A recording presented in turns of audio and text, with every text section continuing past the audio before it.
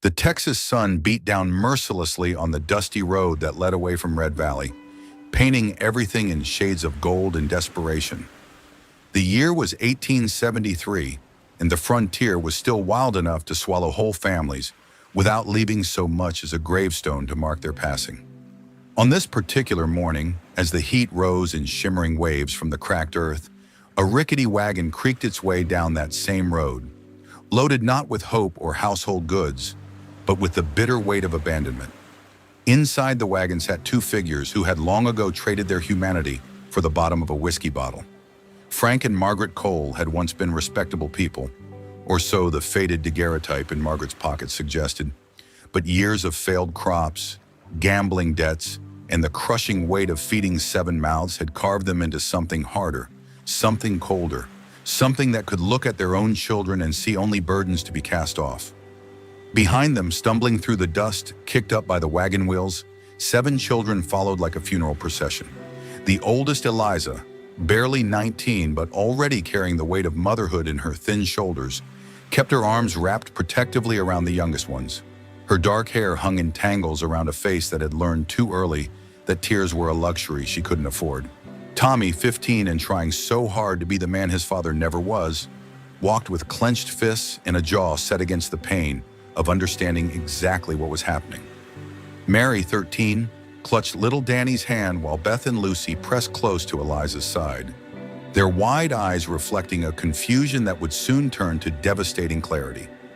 And then there was baby Rose, just 3 years old, riding on Eliza's hip, her tiny fingers tangled in her sister's worn shawl, blissfully unaware that this dusty road was leading to the end of everything she had ever known.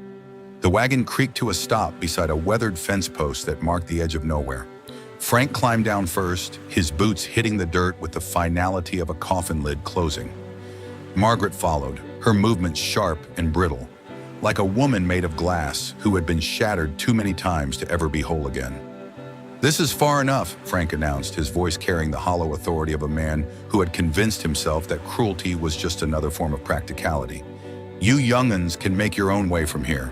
The silence that followed was deafening. Even the wind seemed to hold its breath, waiting to see how such words could exist in a world that still pretended to believe in love. Eliza stepped forward, baby Rose still clinging to her hip, her voice steady despite the tremor that ran through her hands. "Pa, you can't mean... Don't you pa me," Frank snarled, his face twisting with something that might have been guilt if he'd had enough soul left to feel it. "You're old enough to work, old enough to tend to the little ones. We gave you life, and that's more than we owed you." Margaret stood beside the wagon, her eyes fixed on some distant point beyond the horizon, as if by not looking at her children, she could pretend they had never existed at all. "Should have stopped it too," she muttered, more to herself than to anyone else. "Should have known better than to keep bringing mouths into a world that don't want to feed them." Little Lucy began to cry then, a soft, broken sound that seemed to tear something fundamental in the fabric of the morning. Danny pressed closer to Mary's side, while Beth reached for Eliza's free hand with desperate fingers. Tommy's voice cracked as he spoke, the boy in him finally breaking through the man he'd been trying so hard to become. "Ma, please, we'll work harder. We won't eat so much. We promise we'll..." "Promises don't fill bellies or pay debts," Frank cut him off, already turning back toward the wagon. "You're smart kids. You'll figure something out." And with that casual dismissal of 7 lives, Frank and Margaret Cole climbed back into their wagon and drove away, leaving nothing behind but dust and the echoes of promises they had made 19 years ago when they'd held their first child and sworn to love her always. The children stood in the road long after the wagon had disappeared, long after the dust had settled, long after hope should have died. But it didn't die, not completely, because sometimes in the darkest moments, when everything else has been stripped away, what remains isn't despair. Sometimes what remains is something much more dangerous. Sometimes what remains is determination. And Eliza Cole, standing in that dusty road with 6 pairs of eyes looking to her for salvation, felt that determination settle into her bones like molten steel. She didn't know how she would feed them, shelter them, or keep them safe. But she knew one thing with absolute certainty. They would survive this, all of them, together. The sun hadn't moved more than a finger's width across the sky when the reality of their situation began to sink in like poison into a wound. The wagon was gone. Their parents were gone, and 7 children stood alone on a road that seemed to stretch into eternity in both directions. Baby Rose had stopped crying and now rested her head against Eliza's shoulder with the trusting weight of someone who believed her big sister could fix anything. If only she knew how desperately Eliza wished that were true. "What do we do now?" Mary whispered, her voice barely audible above the whisper of wind through the dry grass. Eliza looked down the road they had traveled, then back toward Red Valley, calculating distances and possibilities with the grim efficiency of someone who had learned long ago that survival required planning, not wishing. "We go back," she said finally, shifting Rose to her other hip. "There's nothing for us out here, but at least in town there might be work, people who'll pay a penny for chores." "But the house," Beth started. "Is sold," Tommy finished bitterly. "Pa made sure of that before they left, probably drinking away the money right now." The house had been their shelter, their sanctuary, the only constant in a childhood marked by their father's failures and their mother's increasing bitterness. It was a small, weathered structure that had seen better days, but it had been theirs. The kitchen where Eliza had learned to stretch a handful of beans into soup for 7. The bedroom where she had sung lullabies to babies who cried from hunger. The porch where she had sat on countless evenings, watching the road and hoping that tomorrow would bring something better than today. Now it belonged to someone else, and they belonged to no one. The walk back to Red Valley took 3 hours. 3 hours of dust and heat and the terrible weight of Rose growing heavier with each step. 3 hours of watching the younger children's faces grow paler, their steps more uncertain. 3 hours of Tommy walking beside her, his young face set in lines too hard for his age, as if he were trying to absorb some of the burden through sheer will. They reached the outskirts of town as the sun was beginning its descent toward the horizon, painting the sky in shades of amber and rose that would have been beautiful if any of them had the luxury of noticing beauty anymore. Red Valley wasn't much of a town, just a collection of wooden buildings clustered around a main street, like settlers gathering around a campfire for protection against the dark. But it was civilization, and civilization meant possibility. The first place they stopped was the general store, its windows dusty and fly-specked, displaying goods that might as well have been treasures from a fairy tale for all the chance these children had of affording them. Mr. Patterson, the store owner, looked up from his ledger as the bell above the door announced their arrival. His eyes took in the 7 children, travel-stained, exhausted, clearly alone, and his expression shifted from mild curiosity to uncomfortable recognition. "Eliza Cole," he said, his voice carefully neutral. "Heard your folks headed out this morning. Figured you young'uns went with them." "They did head out," Eliza replied, her chin lifted with a pride that refused to acknowledge shame. "We stayed." Patterson's eyes narrowed slightly. He was a businessman, not a fool, and the implications of 7 children staying while their parents headed out were clear enough. "I see," he said slowly. "And what brings you to my store?" "Work," Eliza said simply. "I can sweep floors, organize stock, keep books if you need. The older ones can lift and carry. We're not asking for charity, Mr. Patterson, just a chance to earn our keep." For a moment, something like sympathy flickered across the store owner's face. But sympathy didn't pay rent or put food on shelves, and Patterson had his own family to think about. "I'm sorry, Eliza," he said, and he did sound genuinely sorry. "But I barely make enough to keep this place running as it is. I can't afford to take on help, especially not—" He gestured vaguely at the crowd of children filling his small store. "Especially not 7 of us," Eliza finished for him, her voice steady despite the disappointment that settled like a stone in her chest. They tried the saloon next, where the owner laughed at the very suggestion of hiring children. Then the blacksmith, who looked at Tommy with something like interest before shaking his head and muttering about liability. The bakery, the livery stable, even the church, each door that closed felt like another nail in a coffin they couldn't afford to build. As the sun set and the shadows grew long, the 7 cold children found themselves standing in the town square, surrounded by the warm glow of lamplight spilling from windows that might as well have belonged to another world. "I'm hungry," Lucy whispered. her small hand tugging at Eliza's skirt. "I know, sweetheart," Eliza murmured, though her own stomach had been gnawing at itself for hours. "We'll find something." But as she looked around at the town settling into its evening routine, families gathering around dinner tables, children being tucked into warm beds, the comfortable rituals of people who belong somewhere, she wondered if she was making promises she couldn't keep. Tommy appeared at her elbow, his voice low so the younger ones couldn't hear. "Liza, there's talk about the old Hendricks place on the edge of town. Been empty since the fever took them last winter. Might be we could—" He didn't finish the sentence, but she understood. The Hendricks place. She remembered it, a small cabin that had been home to an elderly couple until influenza claimed them both in the space of a week. It had stood empty since then, slowly succumbing to weather and neglect. It wasn't much, but it was shelter. "Show me," she said quietly. The cabin sat on a small rise about a quarter-mile from the last real house in Red Valley, surrounded by scrub brush and the kind of desolate beauty that the frontier specialized in. The roof sagged in places, and several of the windows were broken, but the structure looked sound enough. More importantly, it was empty. They pushed through the door as the last light faded from the sky, baby Rose whimpering softly in Eliza's arms. The interior was thick with dust and the smell of abandonment, but it was dry and it was theirs, at least for tonight. "Tommy, see if you can find some wood for a fire," Eliza said, her voice taking on the tone of authority that had become second nature over the years of caring for her siblings. "Mary, help me clear a space where we can sleep. Beth, Lucy, look around and see if there's anything useful left behind." As her siblings scattered to their tasks, Eliza stood in the center of the small room, Rose heavy in her arms, and tried to push down the fear that threatened to overwhelm her. She was 19 years old, alone, responsible for 6 lives, and she had exactly nothing to her name except the clothes on their backs and a determination that felt fragile as spun glass.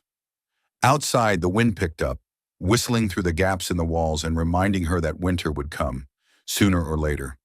Winter always came, but tonight they had shelter. Tonight they were together.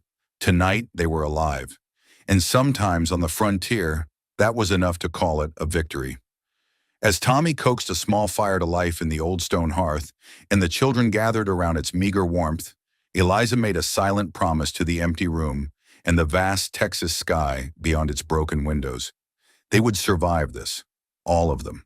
She would make sure of it, even if she had to burn herself down to ash to keep them warm.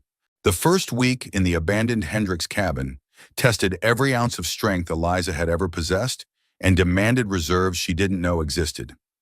Each morning brought new challenges that seemed designed to break her spirit, and each evening found her wondering how many more days she could hold herself together before the weight of 7 lives finally crushed her completely.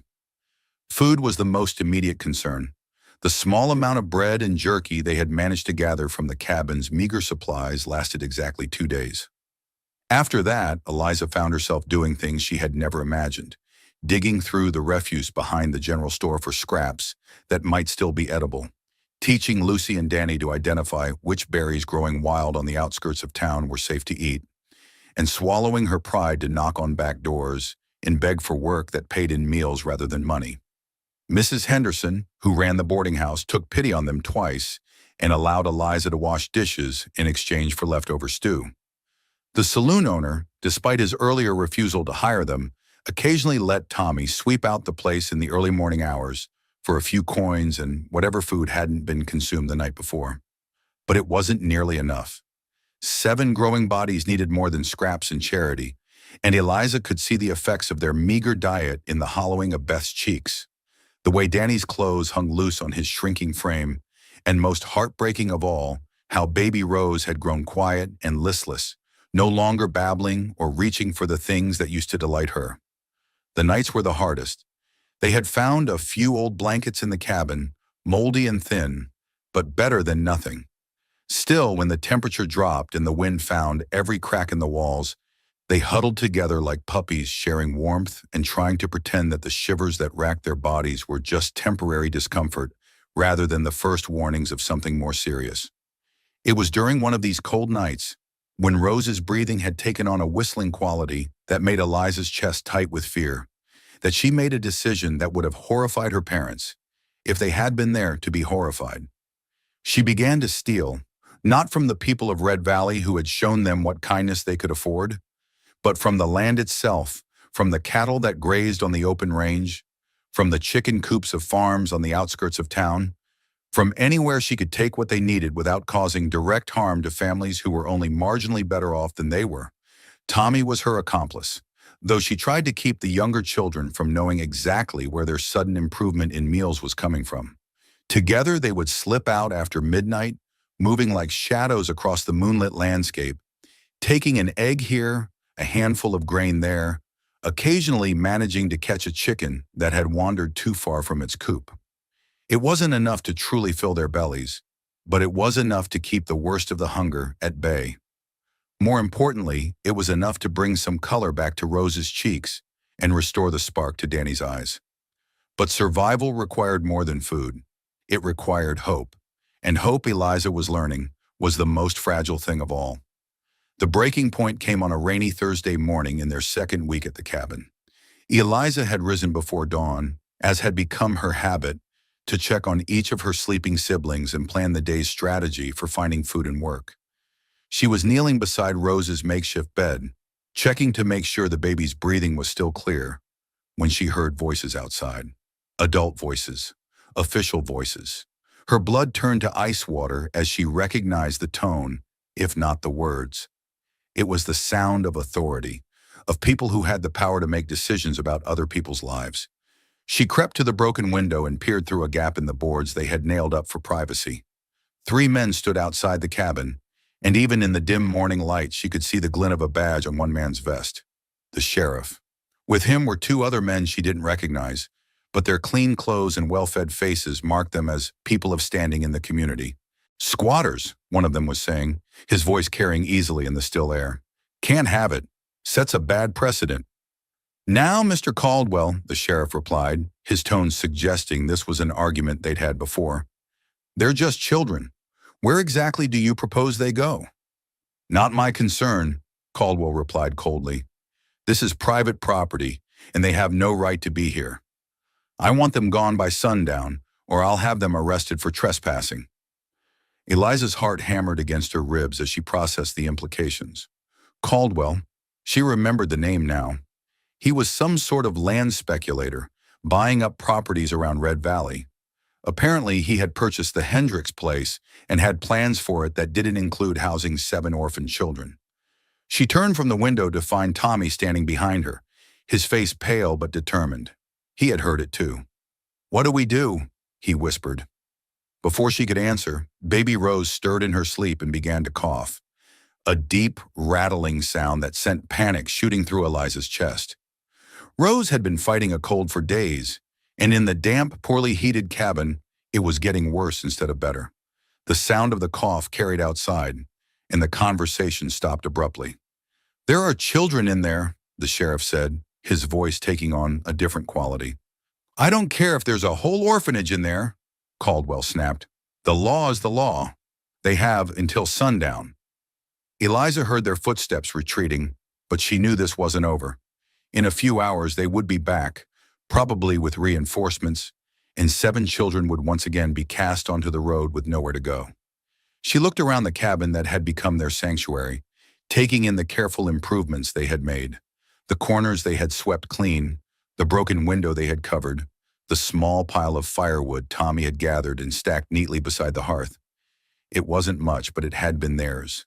"Liza!" Mary's voice was small and frightened. She had awakened and heard enough to understand what was happening.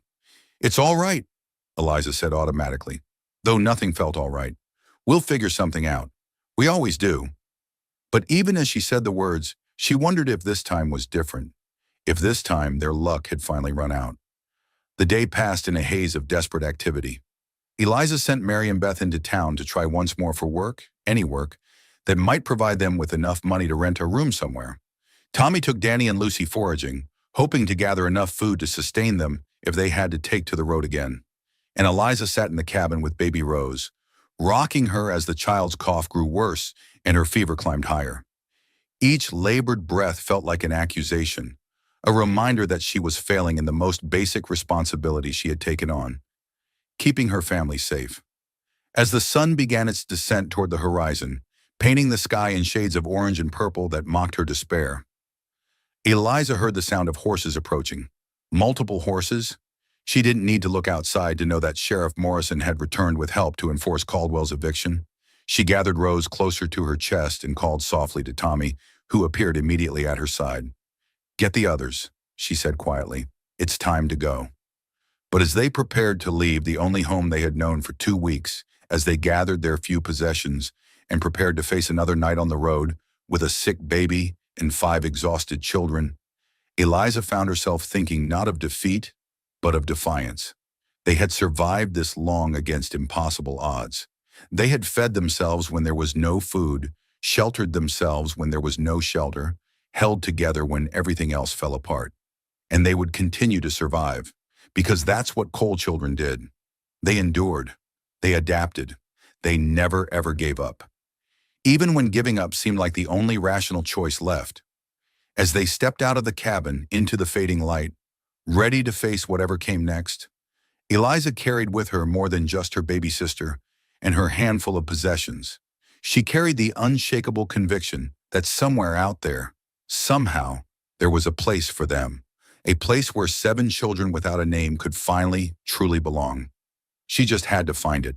Samuel Hayes had been riding the perimeter of his ranch for the better part of the morning, checking fence lines and counting cattle with the methodical precision of a man who had learned that attention to detail was the difference between prosperity and poverty on the frontier.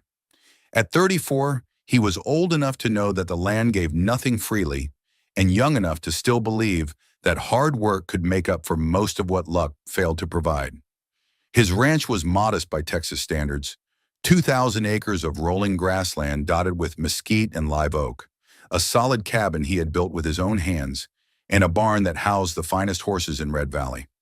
It wasn't the empire his father had dreamed of when he first staked his claim, but it was honest work that provided honest living, and that was enough for Sam.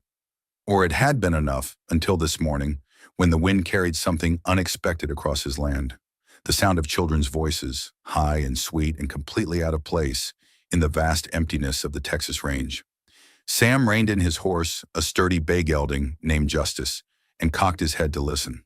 There it was again, definitely children, and they seemed to be coming from the direction of Willow Creek, where it curved around the rocky outcropping that marked the northern boundary of his property. Curiosity overcoming caution, Sam nudged Justice toward the sound, riding carefully through the mesquite scrub that grew thick near the water.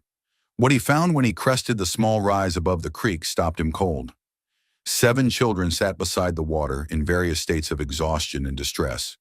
The oldest, a young woman really, knelt at the creek's edge, using her cupped hands to give water to a baby who coughed with each swallow. The others sat or lay nearby, their clothes dusty and worn, their faces bearing the hollow look of people who had been traveling hard and eating little. Sam had seen enough hardship in his 34 years to recognize it when it was sitting right in front of him. These children were in trouble, serious trouble, and they were on his land, which made them his responsibility whether he wanted that burden or not. He dismounted slowly, not wanting to startle them, and approached with his hands visible and empty. The oldest girl, she couldn't be more than 19, looked up at his approach, and Sam felt something shift in his chest at the sight of her eyes. They were dark brown, wide with exhaustion and weariness, but there was something else there too. Something fierce and unbroken that spoke of strength he couldn't quite comprehend. "Morning," he said quietly, touching the brim of his hat in a gesture of respect. "Name's Samuel Hayes. This is my land you're resting on." The girl's chin came up a fraction, and Sam recognized the gesture of someone preparing to fight, even when they had no strength left for fighting. "We're not stealing anything," she said, her voice hoarse but steady. "Just needed water for the baby. We'll move on directly." Sam looked more closely at the baby in her arms. A little girl, maybe 3 years old, whose breathing was labored and whose cheeks were flushed with fever. The sight of a sick child hit him like a physical blow, bringing back memories he had spent years trying to bury. "Child's ill," he observed, his voice gentle. She's fine, the girl replied quickly, though her arms tightened protectively around the baby. Just tired from traveling? Sam could have pointed out that the baby's rattling cough and glassy eyes suggested something more serious than fatigue, but he recognized the defensive lie of someone who had learned that admitting weakness was dangerous. Instead, he glanced at the other children, a boy of maybe 15 who was trying to look threatening despite his obvious exhaustion, three girls who seemed to range in age from 8 to 13, and another boy who couldn't be more than 9 or 10. Long way from anywhere to be traveling with young ones, Sam said carefully, especially with supplies running low. He had noticed the absence of horses, the lack of a wagon, the small bundle that seemed to contain everything they owned. These children hadn't just been traveling, they had been walking, carrying everything they possessed, for what looked like days. "We manage," the girl said, but there was something in her voice that suggested managing was becoming increasingly difficult. Sam studied her face, noting the determined set of her jaw, the way she positioned herself between him and the younger children, the protective instincts that had clearly been honed by necessity. She reminded him of something, a cornered wildcat maybe, beautiful and fierce, and dangerous if threatened. "I don't doubt you do," he said quietly. "Question is, how much longer can you manage with a sick baby and winter coming on?" At the mention of winter, something flickered across her expression. A brief moment when the mask slipped and he saw the fear underneath. It was late October, and the nights were already turning cold. A sick child sleeping rough in winter was a death sentence, and they all knew it. "We'll find work in the next town," she said, but her voice lacked conviction. "Next town's Millerville," Sam told her, 40 miles northeast. Might be generous calling it a town. It's more of a trading post and a saloon. Not much call for," he gestured vaguely at the 7 children. "Well, for families looking for work." The silence that followed was heavy with implications. Sam watched as the girl's composure finally cracked slightly, her shoulders sagging under the weight of responsibility that no 19-year-old should have to carry. "What's your name?" he asked gently. She hesitated as if even that simple information was dangerous to give. "Eliza," she said finally. "Eliza Cole. These are my brothers and sisters." "Cole," Sam repeated, and something clicked in his memory. "You wouldn't be Frank Cole's children, would you?" The way Eliza's face shuddered told him everything he needed to know. Frank Cole was known throughout the county as a gambler and a drunk, the kind of man who would bet his last dollar on a 3-legged horse if he thought the odds were good enough. If these were Frank's children, then Sam could guess at least part of their story. "I see," he said, and left it at that. The baby coughed again, a sound that seemed to come from deep in her chest, and Sam made a decision that would change everything. "My ranch is about 2 miles south of here," he said, his voice matter of fact. "Got a cabin with a good fireplace, a well with clean water, and a pantry that's better stocked than most. Also got experience with sick children, if that matters." Eliza's eyes narrowed suspiciously. "What are you suggesting?" "I'm suggesting that baby needs warmth and proper food if she's going to get better," Sam said bluntly. "And I'm suggesting that 7 people walking the roads in late October is a good way to end up as 7 graves come spring." "We're not charity cases," Eliza said, her pride flaring like a struck match. "Good," Sam replied calmly, "because I'm not offering charity. I'm offering work. Ranch needs tending, animals need feeding, cabin needs keeping. Always more work than one person can handle properly." It was a lie mostly. Sam had been managing his ranch just fine on his own for 3 years, but it was the kind of lie that preserved dignity while offering salvation, and he could see in Eliza's eyes that she understood the distinction. "What kind of work?" she asked cautiously. "Cooking, cleaning, mending, feeding stock."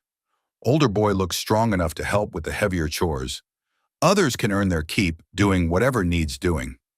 Sam watched as Eliza glanced around at her siblings, taking in their exhausted faces, their hollow cheeks, the way they all looked to her for guidance. The weight of 7 lives was crushing her, and they all knew it. "Temporary," she said finally, the word coming out like it was being forced from her throat. "Just until the baby's well and we can figure out what comes next." "Temporary," Sam agreed. though something in his chest suggested that temporary might not be quite as temporary as either of them imagined. He helped them gather their few possessions and lifted the baby from Eliza's arms, ignoring her protective protest. The child was burning with fever, and her breathing was shallow and rapid. He had seen pneumonia before, and he knew that without proper care, this little girl might not live to see another week. As they made their way toward his ranch, the baby cradled in his arms and 6 children following behind like a parade of refugees, Sam found himself wondering what exactly he had gotten himself into. But when he looked down at the sick child in his arms, felt her small hand clutch weakly at his shirt, he knew that whatever complications this brought to his quiet, orderly life, he couldn't have made any other choice. Some things were more important than solitude. Some things were worth the risk of having your heart broken all over again. The Hayes Ranch house was nothing like what Eliza had expected. She had imagined something rough and temporary, the kind of bachelor quarters that existed purely for function, without any thought to comfort or beauty. Instead, Sam led them to a solid log cabin with real glass windows, a wraparound porch with hand-carved railings, and flower boxes that spoke of someone who cared about more than just survival. The interior was even more surprising. The main room was spacious and warm, dominated by a massive stone fireplace that Sam immediately began coaxing to life. The furniture was simple but well-made, clearly crafted by hand, with an attention to detail that suggested patience and skill. Bookshelves lined one wall, filled with volumes that ranged from practical farming manuals to poetry collections, and the kitchen area boasted a real iron stove and cupboards stocked with enough food to feed a small army. But what struck Eliza most forcefully was how clean everything was. This wasn't the home of a man who had given up on life or fallen into the kind of despair that marked so many bachelors on the frontier. This was the home of someone who believed in taking care of things, in building something worth maintaining. "Put the baby in the bedroom," Sam said, gesturing toward a door off the main room. "It's warmer in there, and the bed's more comfortable than anything out here." Eliza hesitated, clutching Rose more tightly to her chest. The idea of putting her baby sister in a stranger's bed felt wrong somehow. Too intimate, too much like an admission that they were no longer capable of caring for themselves. Sam seemed to understand her reluctance. "Clean sheets," he said quietly. "Changed them yesterday, and there's extra blankets in the chest at the foot of the bed." Still Eliza hesitated until Rose coughed again, a deep, rasping sound that sent ice through her veins. The baby needed warmth and comfort more than Eliza needed pride. The bedroom was simple but welcoming, with a large bed covered in quilts that looked hand-stitched and a window that faced east to catch the morning sun. Eliza settled Rose on the bed, surrounding her with pillows and covers, while Sam disappeared into the kitchen and returned with a cup of something that steamed and smelled of honey and herbs. "Willow bark tea," he explained, sitting carefully on the edge of the bed. "Good for fever and chest complaints. My mother's recipe."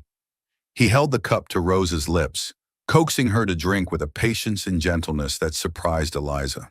Most men she knew were awkward around children, treating them like small, unpredictable animals that might bite or break without warning. But Sam moved with the confidence of someone who had experience with sick children, his large hands steady and sure as he helped Rose sip the tea. "You have children of your own?" Eliza asked, though she had noticed no signs of a family in the house. Something flickered across Sam's face. Pain, maybe, or memory. "Had a sister," he said quietly. "Younger than this one. Lost her to pneumonia when she was 4. The simple words carried a weight of grief that made Eliza's chest ache in sympathy. She looked at this man who was caring for her sister with such tenderness and began to understand that his offer of help might be motivated by more than simple kindness. "I'm sorry," she said softly. Sam nodded once, then stood and handed her the cup. "Keep getting this into her, little bits at a time, and don't let her get too warm. Fever needs to break naturally, but she needs to stay comfortable." Over the next few days, a routine slowly developed that surprised Eliza with its ease and naturalness. Sam rose before dawn each morning to tend to his animals and check his property, leaving the house quiet and peaceful for the children to wake slowly. By the time he returned for breakfast, Eliza had usually managed to coax a simple meal from his well-stocked kitchen: eggs from his chickens, bacon from his smokehouse, bread baked from flour that seemed abundant enough that she didn't have to measure every grain. The younger children adapted to their new surroundings with the resilience that had always amazed Eliza. Danny and Lucy explored the barn and the surrounding pastures with the wonder of children who had never been allowed to run freely without fear of disturbing the neighbors. Mary and Beth took over the task of feeding the chickens and gathering eggs, a chore they approached with the seriousness of a sacred duty. Even Tommy, who had initially been suspicious of Sam's motives, began to relax as he was invited to help with the heavier ranch work. But it was Rose's gradual recovery that truly won Eliza's trust. Under Sam's patient care, and with access to proper food and warmth, the baby's cough began to ease. Her fever broke, and the frightening wheezing that had kept Eliza awake at night gradually disappeared. Within a week, Rose was sitting up and babbling again, reaching for shiny objects with the natural curiosity of a healthy child. "She's going to be fine," Sam said one evening, as they sat by the fire, Rose sleeping peacefully in Eliza's arms. "Strong constitution. Takes more than a chest cold to keep a cold down, I'd guess." It was the first time he had mentioned their family name since that day by the creek, and Eliza felt something twist in her stomach at the reminder of who they were and where they had come from. "You know about our father," she said. It wasn't a question. Sam poked at the fire with an iron rod, sending sparks dancing up the chimney. "Know of him. Frank Cole's got a reputation that reaches most places whiskey is sold. And our mother? Don't know much about her beyond what folks say about her leaving with Frank." Sam glanced at her. "Don't much care either. What matters is who you are, not who birthed you." The simple acceptance in his voice nearly undid her. Eliza had spent so many years apologizing for her parents' failures, making excuses for their absence, carrying shame that belonged to other people. To have someone dismiss all of that as irrelevant felt like being offered absolution she hadn't known she needed. "Why are you helping us?" she asked suddenly, the question that had been burning in her chest for days, finally forcing its way out. Sam was quiet for so long that she thought he might not answer. When he finally spoke, his voice was low and thoughtful. "Maybe because I know what it's like to lose family," he said. "Maybe because this house is too quiet with just me in it. Maybe because I think those young ones deserve a chance to grow up somewhere safe." He looked at her directly then, his eyes serious. "Maybe because watching you fight for them reminds me that there's still good things worth fighting for in this world."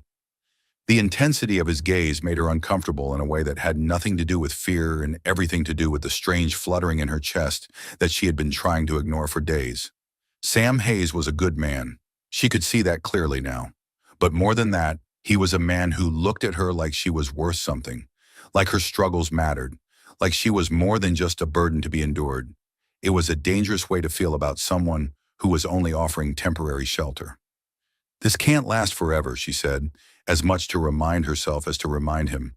"We can't just live off your charity indefinitely." "Not charity," Sam corrected firmly. "You've been earning your keep since the day you got here. House has never been cleaner, meals have never been better, and Tommy's been more help than I expected. You're not taking from me, Eliza. You're adding to what's here." But even as his words warmed something deep in her chest, Eliza knew that the practical realities couldn't be ignored forever. 7 people couldn't simply disappear into one man's ranch without someone eventually noticing. Questions would be asked, authorities might become involved, and then what would happen to the children who had finally found safety? As if summoned by her worries, those practical realities arrived 3 days later in the form of Sheriff Morrison and 2 men Eliza didn't recognize. She saw them riding up the lane toward the house while she was hanging laundry, and her blood immediately turned to ice water. "Sam!" she called, her voice sharp with panic. He emerged from the barn where he had been working with Tommy, took one look at the approaching riders, and his face went carefully neutral. "Take the children inside," he said quietly. "All of them. Stay there until I come get you." "Sam, go, Eliza. Trust me." She gathered the children quickly, herding them into the house like a mother hen protecting her chicks. From the kitchen window, she watched as Sam walked out to meet the riders, his movements casual and unhurried, despite the tension she could see in the set of his shoulders. The conversation was too quiet for her to hear, but she could read the body language clearly enough. The sheriff was asking questions, gesturing toward the house. One of the other men was clearly agitated, pointing and making sharp gestures that spoke of anger and authority. Sam stood calmly in the center of it all, his hands relaxed at his sides, answering questions with the patience of someone who had nothing to hide. After what felt like hours but was probably only minutes, the three men mounted their horses and rode away. Sam stood watching them until they disappeared down the lane, then turned and walked back toward the house. "What did they want?" Eliza asked the moment he walked through the door. "Caldwell's been asking questions about squatters on his property," Sam said, his voice matter-of-fact. "Sheriff mentioned he'd heard rumors about children being seen around my place." Eliza's heart hammered against her ribs. "What did you tell them?" "Told them I hired some help for the winter. Told them it was nobody's business but mine, who I choose to employ." Sam's eyes met hers. "Told them anyone who had a problem with that could take it up with me directly." The quiet strength in his voice, the way he had stood between them and potential danger without hesitation, made something shift permanently in Eliza's chest. This wasn't just temporary kindness anymore. This was protection. This was someone willing to stand up to authority on their behalf, someone willing to risk his own reputation and standing in the community for 7 children who weren't even his responsibility. This was what family was supposed to feel like. "Thank you," she whispered, the words completely inadequate for what she was feeling. Sam nodded once, then surprised her by reaching out to touch her cheek gently, his calloused thumb brushing away a tear she hadn't realized had fallen. "Nobody's taking you anywhere you don't want to go," he said quietly. "Not while I have breath in my body." And in that moment, standing in the warm kitchen of a man who had chosen to make them his family without asking for anything in return, Eliza finally understood what it meant to be home. The transformation happened so gradually that Eliza almost missed it. The way the children stopped referring to the ranch as Mr. Hayes's place and started calling it home. The way Tommy began anticipating Sam's needs without being asked, appearing with tools or offering help before Sam even realized he needed it. The way the younger children stopped flinching when Sam's voice rose to call across the yard, having learned that his shouts were directions, not anger.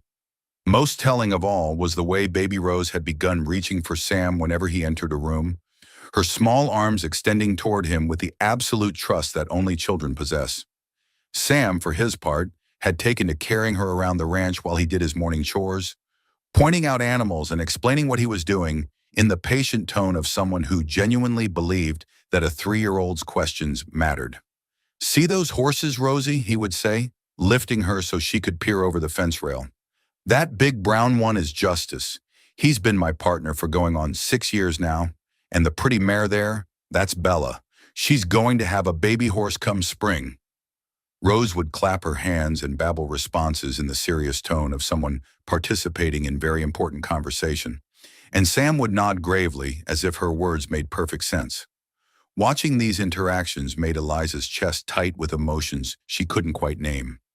Gratitude certainly for the way Sam had embraced not just her, but all of her siblings. But there was something else there too, something that felt dangerously close to love, though she was afraid to examine that feeling too closely. The morning everything changed started like any other. Eliza was in the kitchen making breakfast, while Sam was outside doing his morning rounds. The children were gradually waking up, the younger ones still rubbing sleep from their eyes as they shuffled toward the warmth of the fire. It was Lucy who first noticed the riders approaching. "Liza," she said, her voice tight with the old fear, "there's people coming." Eliza's blood immediately chilled, but when she looked out the window, these weren't the official riders she had been dreading. Instead, she saw a small group of women from Red Valley, led by Mrs. Patterson from the general store, and including several ladies she recognized from church. Her first instinct was to hide, to gather the children and disappear until the visitors left. But before she could act on that impulse, Sam appeared from the barn and walked toward the approaching group with his characteristic calm confidence. "Mrs. Patterson," she heard him say as he touched his hat brim politely. "Ladies, what brings you out to my place this fine morning?" Mrs. Patterson, a thin woman with graying hair and a manner that suggested she was accustomed to getting straight to the point, dismounted from her wagon with the help of one of the other women. "Samuel Hayes," she said, her voice carrying clearly in the morning air. "There's been talk." "There always is," Sam replied mildly. Question is whether it's worth listening to. Talk about you harboring children that don't belong to you. Children that ought to be in proper care, with proper families. Eliza's heart clenched, but Sam's voice remained steady. Children that were sleeping rough and going hungry while proper families looked the other way, you mean? Mrs. Patterson had the grace to look slightly uncomfortable. That's not the point, Samuel. Point is, you're a single man with no wife, no experience raising children. It's not appropriate. Appropriate, Sam repeated, and there was an edge to his voice now that made Eliza shiver.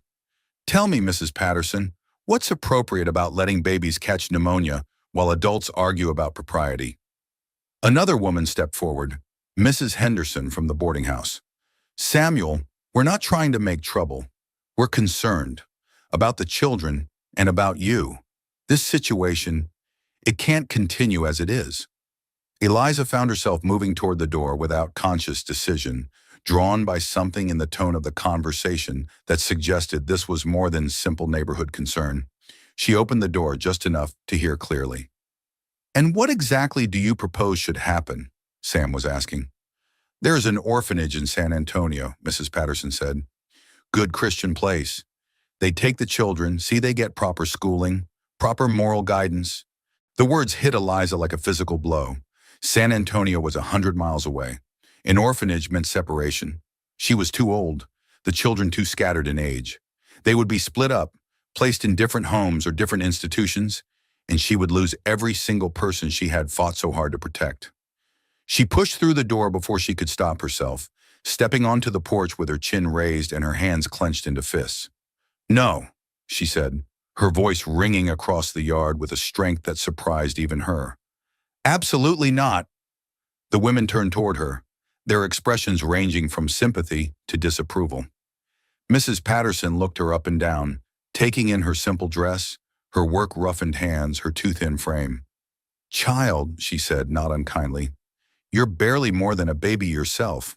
You can't possibly— I'm 19 years old, Eliza interrupted, her voice steady despite the fury building in her chest.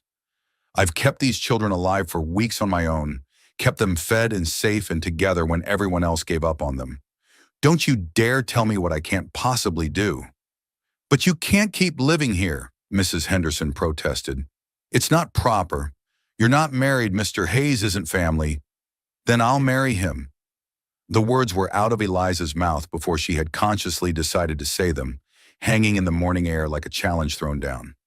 She heard Sam's sharp intake of breath, saw the shocked expressions on the women's faces, felt her own heart hammering against her ribs, but she didn't take the words back.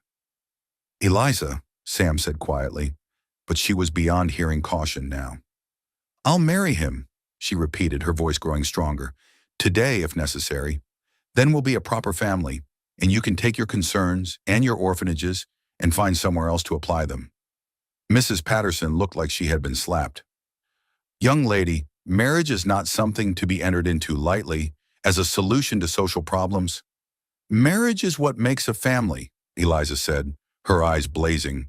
And these children are my family, all of them, including Mr. Hayes, who has shown us more care and kindness than anyone else in this entire county. She turned to look at Sam then, really look at him, and saw something in his eyes that made her breath catch. Not shock, not protest, but something that looked almost like wonder. If you'll have us, she said quietly. The words meant for him alone despite their audience. Sam was quiet for a long moment, his gaze holding hers while the women watched in fascination and horror. When he finally spoke, his voice was steady and sure. I'd be honored, he said simply. Mrs. Patterson made a sound of exasperation. This is ridiculous. You can't just decide to get married because it's convenient. Can't we? Sam asked, his attention shifting back to the women. Last I checked, love and family weren't subject to committee approval. Love, Mrs. Henderson repeated, her eyebrows climbing toward her hairline.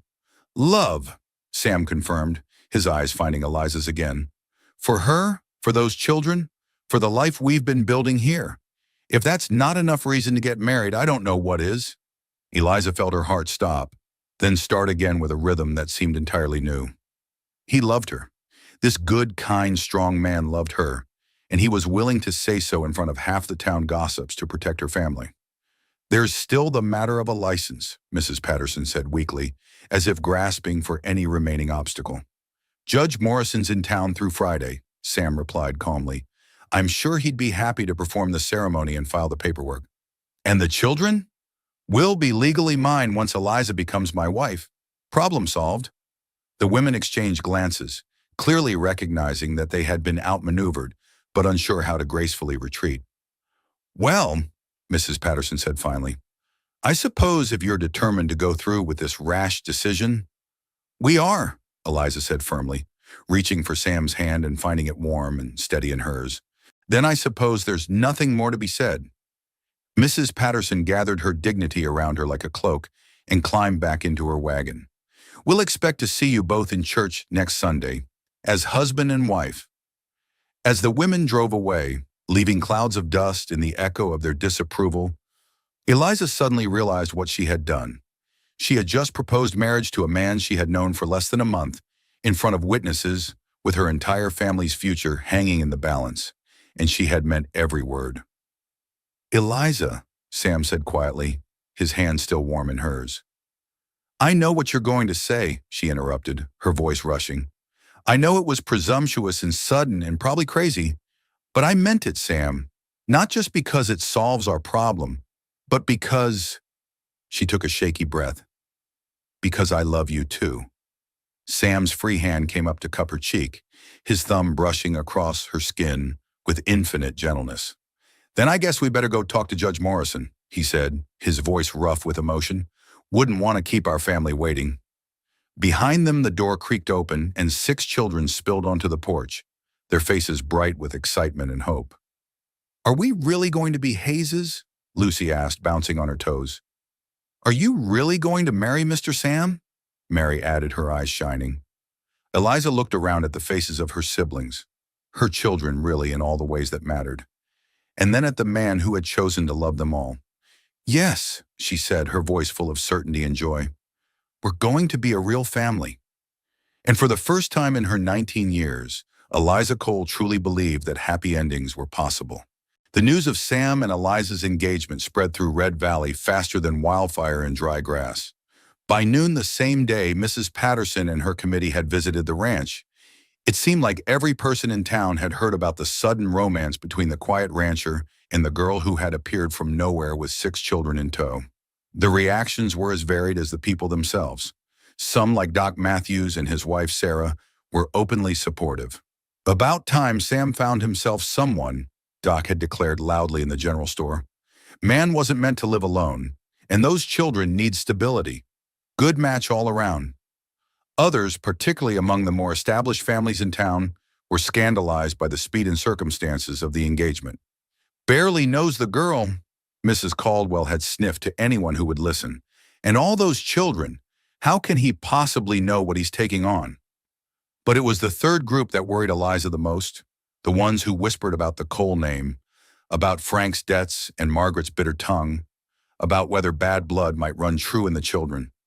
Eliza learned about this particular concern when she made her first trip into town since the engagement, bringing Mary and Beth with her to pick up supplies for the wedding. The moment they entered Patterson's general store, the conversation among the women gathered near the counter died abruptly. Miss Cole, Mrs. Patterson said, her voice carefully neutral, or should I say, Miss Hayes-to-be, what can I help you with today?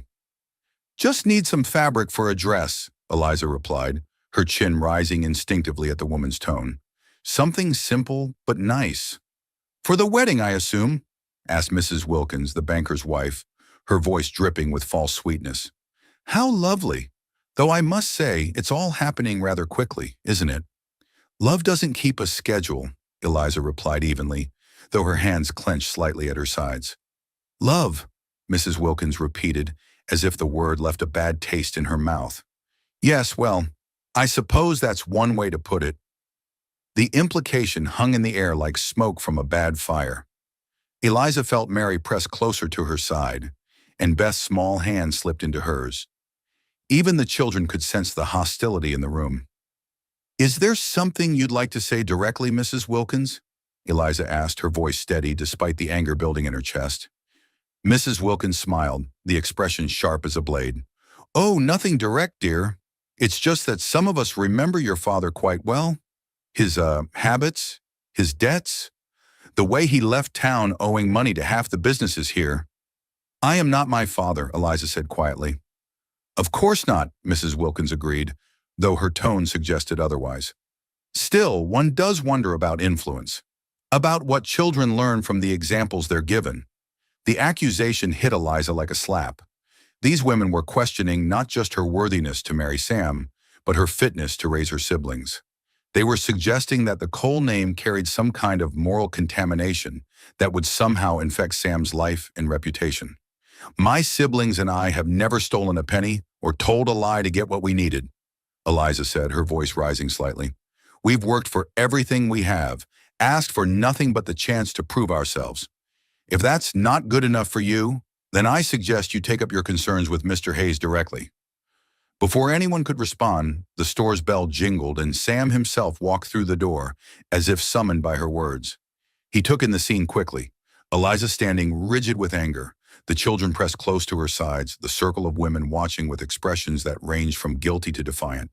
Afternoon, lady, he said pleasantly, but there was something in his voice that made everyone in the store go very still. Eliza, did you find what you were looking for? Still deciding, Eliza replied, her voice carefully controlled. Sam moved to stand beside her, his presence somehow making the room feel smaller and more charged.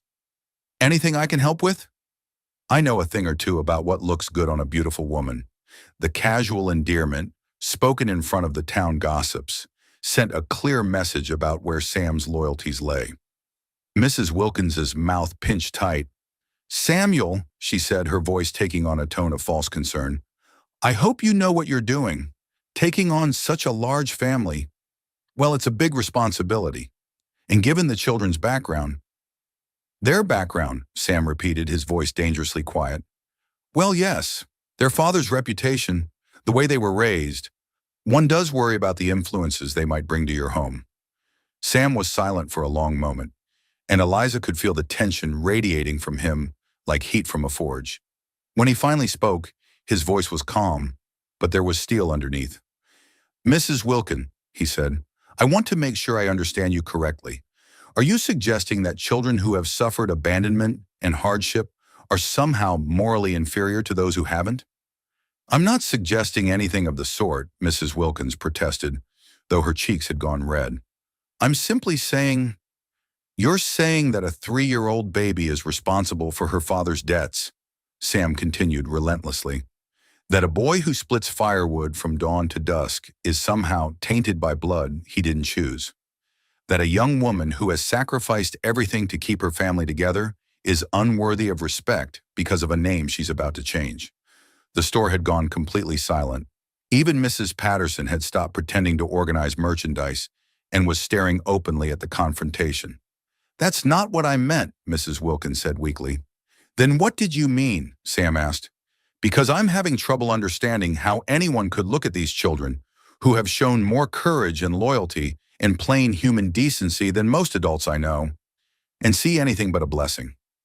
Eliza felt tears prick at her eyes, not from hurt, but from pure gratitude. Sam wasn't just defending her, he was defending all of them, with a fierce protectiveness that left no room for doubt about where he stood. The Cole name ends with this generation, Sam continued, his voice carrying to every corner of the store. Come Saturday, they'll be Hayes's, my family, under my protection, and anyone who has a problem with that is welcome to discuss it with me personally. With that, he turned to Eliza and offered her his arm. Shall we go look at fabric? I think blue would suit you beautifully. They left the store in ringing silence, the children trailing behind them like ducklings following their parents. It wasn't until they were safely outside that Eliza realized she was shaking. You didn't have to do that, she said quietly. Yes, I did, Sam replied firmly. Nobody talks about my family that way. Not now, not ever. My family. The words sent warmth flooding through her chest, washing away the lingering sting of Mrs. Wilkins's accusations. But even as they walked toward the wagon, Eliza couldn't shake the feeling that this was just the beginning. Changing their name wouldn't change some people's minds about who they were or where they came from. There would be other confrontations, other challenges to face.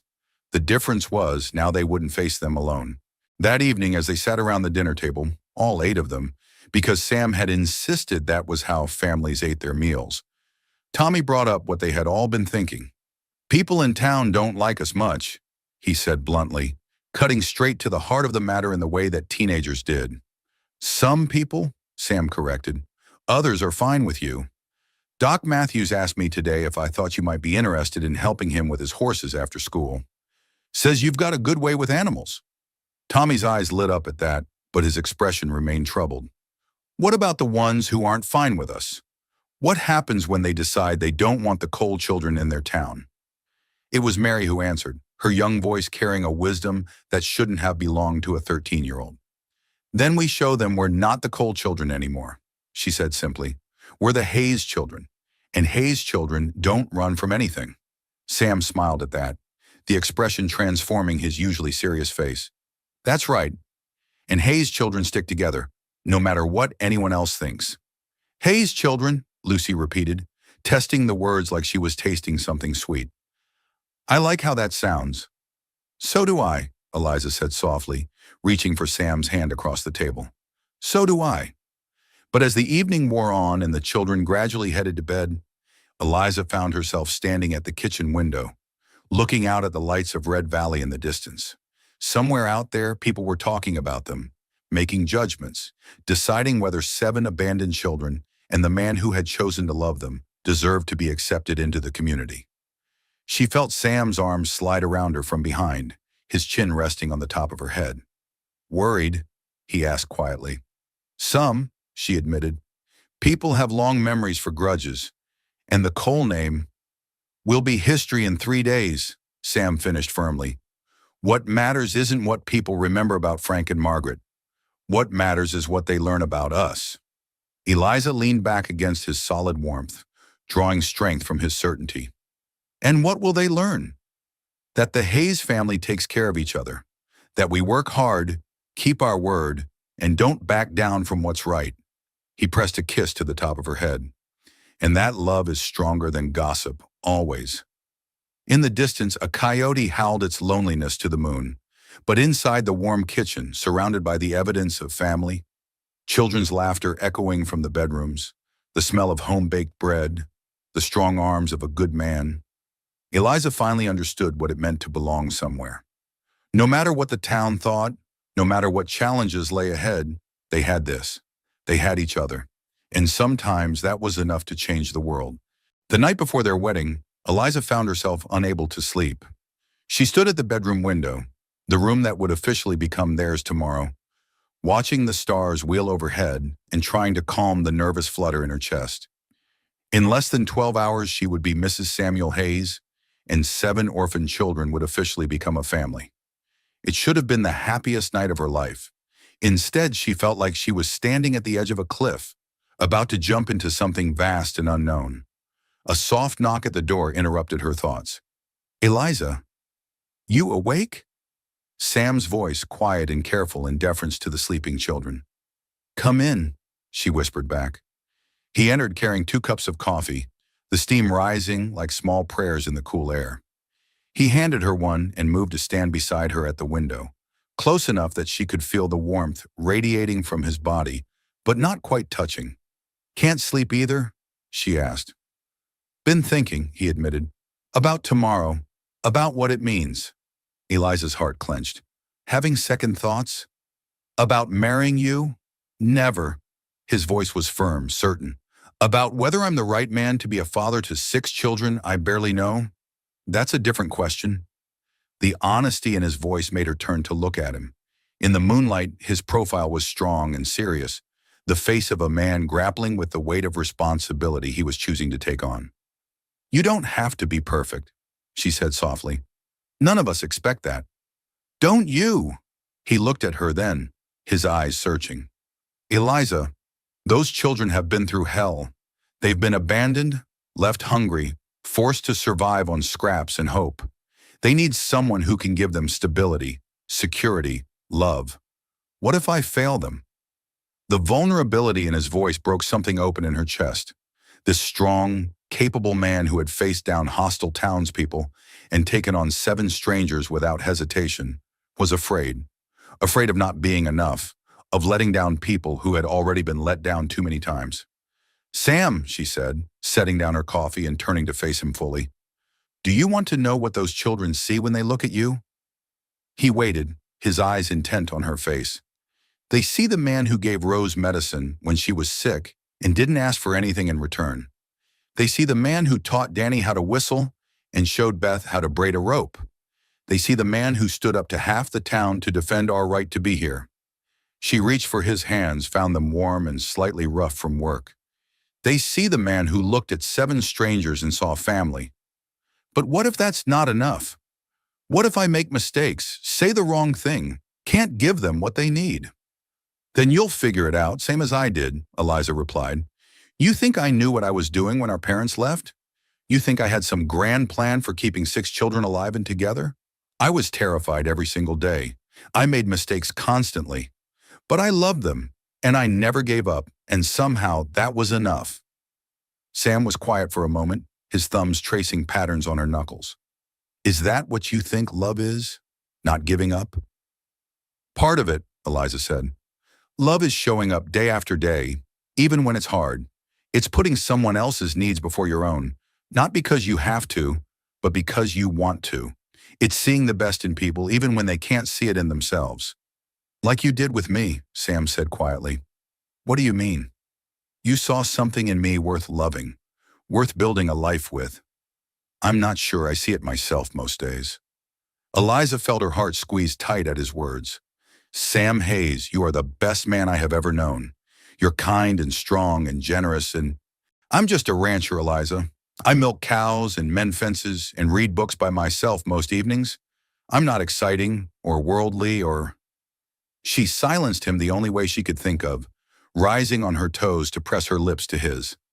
The kiss was gentle at first, tentative, but when his arms came around her and pulled her closer, it deepened into something that spoke of promises and possibilities and a future they would build together. When they finally broke apart, both breathing hard, Sam rested his forehead against hers. I love you, he said, the words rough with emotion. I love your strength and your fierce protectiveness and the way you make this house feel like home. I love how you sing while you cook and how you braid Rose's hair every morning.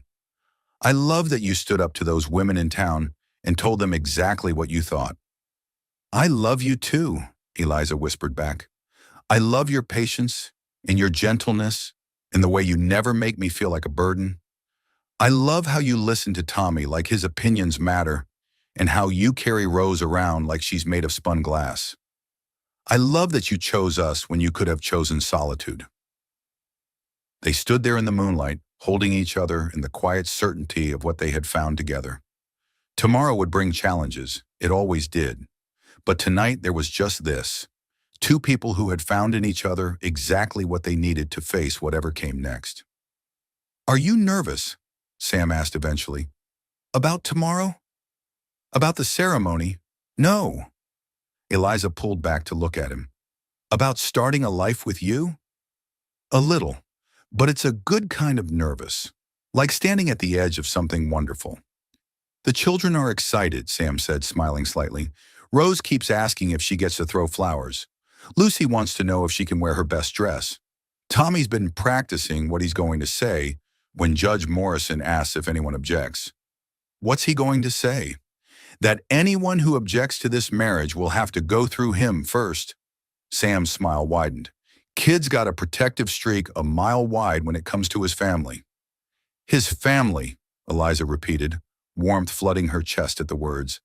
I still can't quite believe it's real sometimes, that we're really going to be a family. We already are a family, Sam said firmly. Tomorrow just makes it official. A door creaked down the hall, followed by the soft pad of bare feet. A moment later, Rose appeared in the doorway, rubbing her eyes and clutching her ragged doll. Liza, why aren't you sleeping? Just talking with Mr. Sam, sweetheart, Eliza said, moving to scoop up her baby sister. What are you doing awake? Had a dream, Rose said, nestling against Eliza's shoulder. About the pretty dress and flowers. The wedding dress? Sam asked gently, reaching out to smooth Rose's tangled hair. Rose nodded solemnly. Liza looked like a princess, and we all had new names. Hayes, Eliza said softly. Rose Hayes. How does that sound? Good, Rose said with the certainty that only small children possessed. It sounds like belonging. Sam and Eliza exchanged a look over Rose's head, both thinking the same thing. Sometimes children understood things better than adults ever could. Come on, little one, Sam said, extending his arms. Let's get you back to bed. Big day tomorrow. As he carried Rose back to her room, Eliza heard him humming softly, a lullaby his own mother had probably sung to him years ago. The sound filled something empty in her chest, the realization that her children would grow up with gentle songs and patient bedtime stories, with a father who understood that love was made of small, everyday moments. When Sam returned, they stood together in comfortable silence, watching the sky begin to lighten at the edges with the promise of dawn. I should let you get some rest, Sam said finally.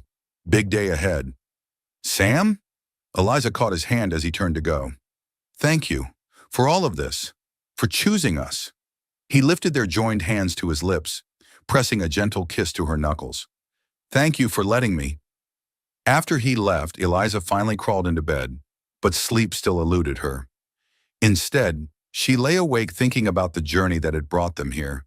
From that dusty road where her parents had abandoned them, through hunger and cold and fear, to this warm room where tomorrow she would wake up as someone's wife, someone's partner, someone's choice. It seemed impossible that so much could change in so little time. But then again, the best things in life often happened when you least expected them, in the quiet moments when hope had almost died, but somehow found the strength to take one more breath. Outside her window, the first birds began their morning songs, and Eliza smiled as she finally drifted off to sleep, dreaming of white dresses and new names, and a future that stretched out before them like a promise finally kept. Dawn broke crisp and clear over the Hayes Ranch, painting the sky in shades of pink and gold that seemed to herald something special. Eliza woke to the sound of excited whispers in the hallway and the smell of bacon cooking in the kitchen.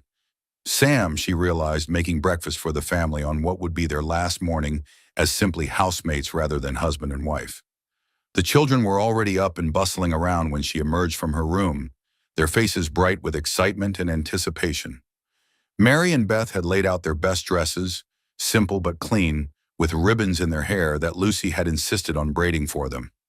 Tommy wore his only good shirt, pressed carefully and tucked into pants that were almost too short, but would have to do. Danny had attempted to slick down his unruly hair with water, though several cowlicks were already beginning to rebel. And Rose, sweet baby Rose, was wearing a tiny yellow dress that Mrs. Henderson had quietly delivered the day before. A wedding gift, the note had said, for the littlest Hayes. You look beautiful, Eliza told them all, her voice thick with emotion. All of you.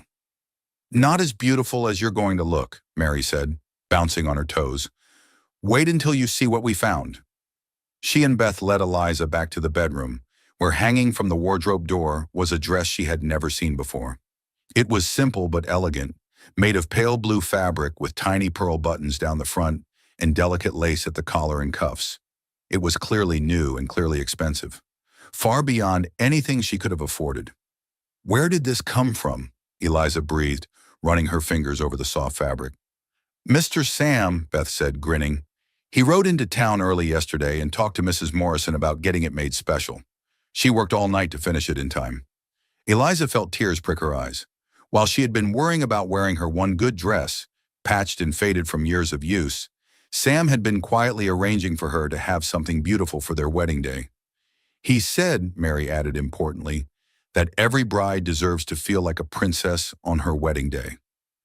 An hour later, dressed in the beautiful blue gown, with her hair carefully pinned up and roses from Sam's garden tucked behind her ear, Eliza stood in front of the mirror and barely recognized herself. She looked happy, she realized. For the first time in years, she looked truly, completely happy. The ceremony itself was held in the main room of the cabin, with Judge Morrison officiating and what seemed like half the town in attendance. Doc Matthews and his wife had come, along with several of the families who had shown kindness to the children.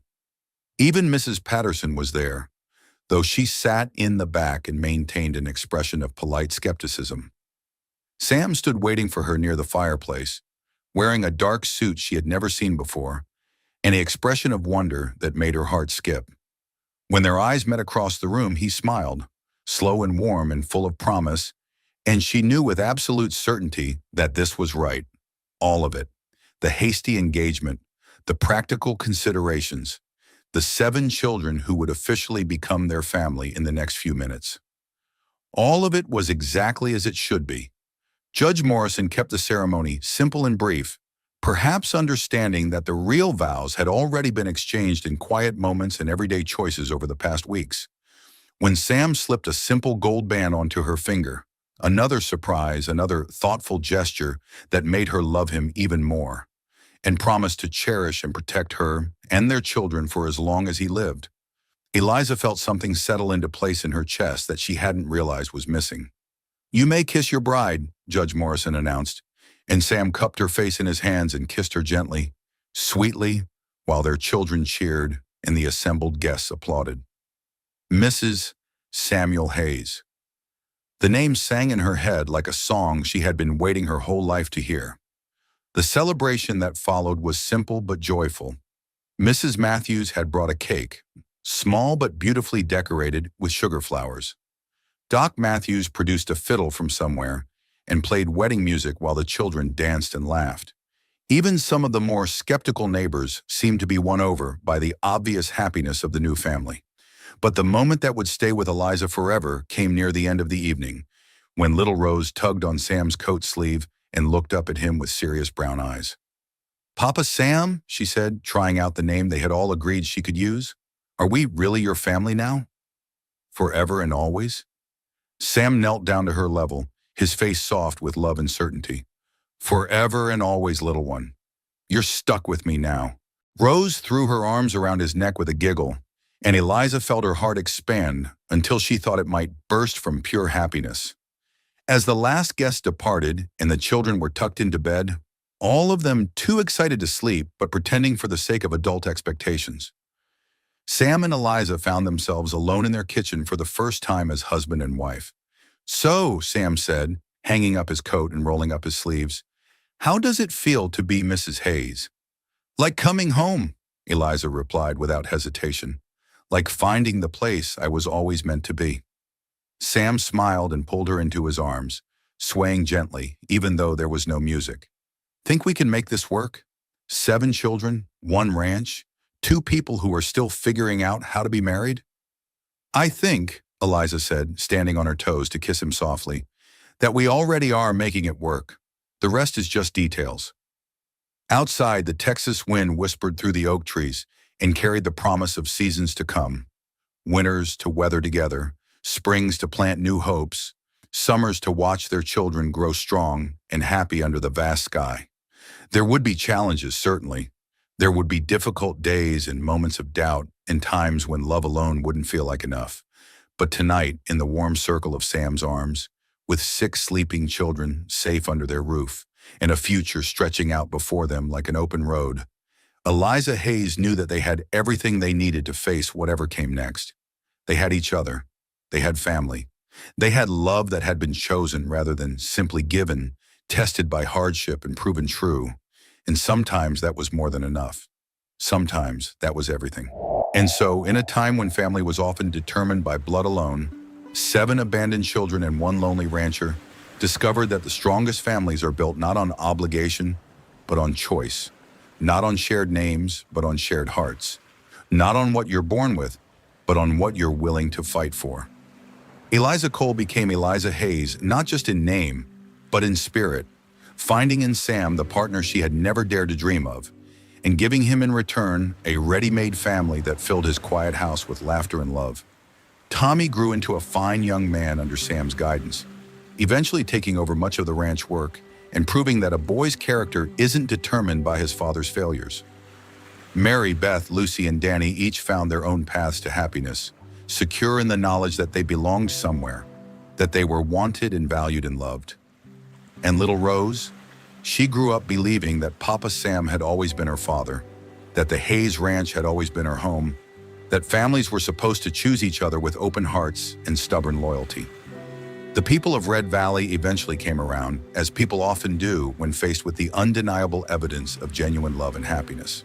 The Hayes family became pillars of their community, Sam serving on the school board, Eliza teaching Sunday school, the children growing into adults who understood that kindness was a choice worth making every single day. Because that's what this story is really about. The radical idea that love is stronger than circumstance, that family is what you make it, and that sometimes the most beautiful beginnings come from the most desperate endings. What did you think of Eliza and Sam's incredible journey from strangers to soulmates? Have you ever experienced or witnessed the kind of chosen family that transcends blood relations? Share your thoughts in the comments below. I love hearing how these stories of frontier love and resilience touch your hearts. If this tale of 7 abandoned children finding their forever home made you believe in the power of love to transform lives, don't forget to subscribe for more inspiring stories of courage, family, and the unbreakable bonds that make us human. Hit that notification bell so you never miss a story that might just restore your faith in happy endings. And remember, in a world that often tells us we're defined by where we come from, sometimes the most powerful thing we can do is choose where we belong.